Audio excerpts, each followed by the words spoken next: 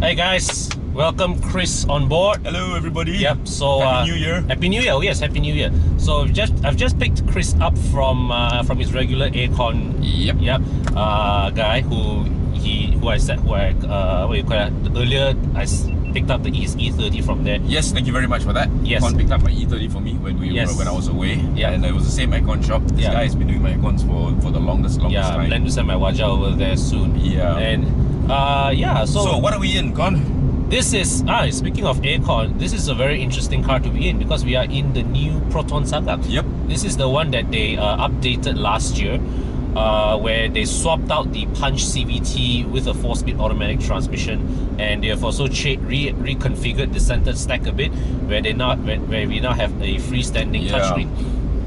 Which is if you ask me, is feels a little bit out of place. Looks a little bit out of place. It is out of place because this Saga that you see here, this is still based on the second generation Saga platform, the BLM, the FLX. Yep. So, you know, they have changed the window dressing a bit, but you still see traces of the old car immediately from the dashboard architecture and all that. Yeah. So, but which brings me to a point, okay? The original platform which this car is based upon is what, 12 years old? Mm-hmm. All right, thereabouts. And all right, you know, it just brings attention to me of this current trend, how quickly cars age today. Very much so. Right, Very much so. Yeah. Because I mean, you and I, we are both happy people driving old cars, but we can't deny, you know, having also been exposed to a lot of new cars, we can't deny actually this whole cabin is feeling very dated.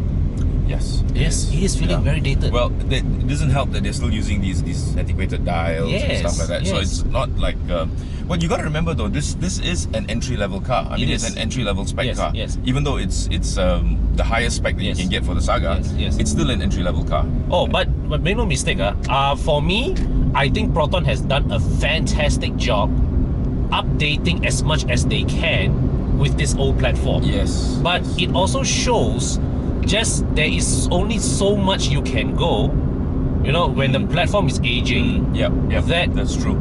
Yeah, because and that's why this looks so out of place. Yes. Because, you know, it's an old platform, it's an old design and old interface with something very new here.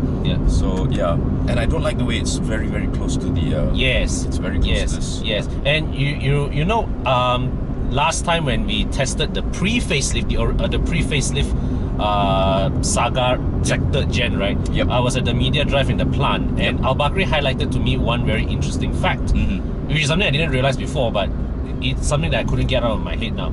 The steering wheel is offset slightly to the left. And this is an ergonomic error that later I found out. This is an ergonomic error that was carried over right even from the BLM generation. Okay. Yes. Right. And actually, that in that car, it was even more pronounced. When you sit, the center line of your steering is like almost an inch to your left one. You know, this one, they seem to have corrected a bit, but because the platform is already all the hard points of the platform are already fixed, right? There's only so much they can do. Yeah, that's true. So on one hand, I do applaud Proton that they have done that. It's very obvious that they have done a lot of work to fine-tune and refine this car. Right from its original iteration. From its original iteration. How tall are you? 5'8"? 5'7". 5'7". Look at the amount of legroom you've got in the back here. It's amazing, actually. So I mean, on one hand it's a fantastic effort, but on the other hand it also exposes the limitations of an old platform, which highlights how quickly cars are progressing these days. Yes, very true. Even in the entry-level category. And you know, it's scary, you know, that even don't say this is a 12-year-old platform. Nowadays, right, when car makers, they launch a new car somewhere, if they bring it to Malaysia 2 or 3 years after the car's launch, it's old. It immediately feels dated. It's old. Already dated. Yes, and when we sit inside, we feel it, you know. Yes, we feel it. I noticed this, right? There was a couple of times where a new car was launched like 2 years after its global debut, and I sit inside and say, it is somehow this is an all-new model, but somehow it feels old. Yeah, that's true. Right? That's very true. So, which brings me to another point. To compare this against its nearest rival, the Brodua Beza, which, as we record this, is due to launch a facelift, right? Yeah, the 2020 Beza. Yeah, as we record this, the facelift has not been launched, but they have announced the order taking. Yep. So, when you look at the spec sheet of the Beza and you compare it with the Saga here, yep, the Saga is, we know from driving it, the Saga is a way more pleasant car to drive. Okay, from a driving perspective. From a driving perspective, I take the Saga any day. The Saga is more comfortable. It's more refined. Yep. Straight line pace, average. Yep. But fantastic handling for Protons has always been very, very good. And that is despite those. Yeah. Right, the not so great tires. But you know, even then, you see the noise levels of this car. NVH in this car, I mentioned it during the media drive. Actually. Yes, you mentioned this. Very good. Very good. So yeah, just to drive, right, to use as my own personal car, I'd pick this over the Beza any day. But when you look at the spec sheet of what Brodua is able to offer in the Beza, they offer auto braking. Yep. You get keyless entry. You get push start button. All these are things that even if Proton wanted to put into this Saga, they can't, because this platform cannot support it. Yep, that's right. So that is a very very interesting comparison, because the Beza, sitting on a newer generation platform, is able to adapt and integrate all the newer stuff, because it's a newer platform. Yes, it's a newer platform. You know, it's designed to accept new things. Whereas this one, you can't even you can't introduce. There's no way you can put in auto braking. There is no way you can put in keyless entry.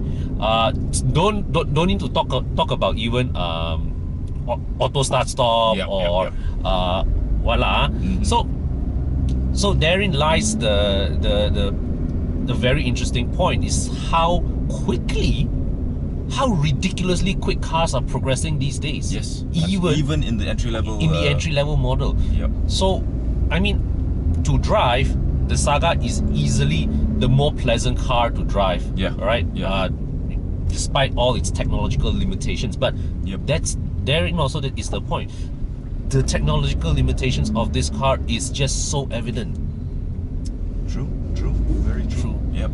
Yeah. But you know what? For an entry-level car, an entry-level spec car to just use daily on a daily basis, this is a very good buy. Very, very good. In terms of price, are they about the same? The top? Oh no, the Beza is more expensive. The Beza tops out at 50k, nearly 50k. This is still below. This is 40 something, right? Yes, but but the Beza, you get keyless entry. Yeah, you get a lot of goodies. You get a lot of goodies. Yeah, a lot of goodies. Right? Yeah, so quite an interesting, amazing comparison. Yep. So yeah, there you have it, guys. Here's the 2019 Saga. Very interesting. It gives us a very interesting insight into just how far cars have come over the last 5 years, 10 years. You know, a car that was cutting edge. Actually, don't need to say 5 years ago. Even a car that was stuff that were cutting edge 3 years ago, today has become things that are, you expect it, you take it for granted. It's going to be there. It's like cars are progressing at the speed of smartphones. Yes. If you think about it. Yes, and it's progressing at a speed that is faster than some of us can sometimes process. True. Right. True.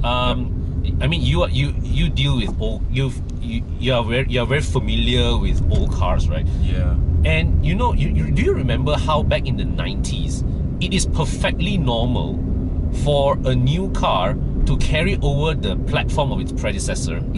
Yep. Okay. Yep. And still feel properly fresh, properly new, properly up to date. Yes, and that's because there was very much lesser computerization. Yeah.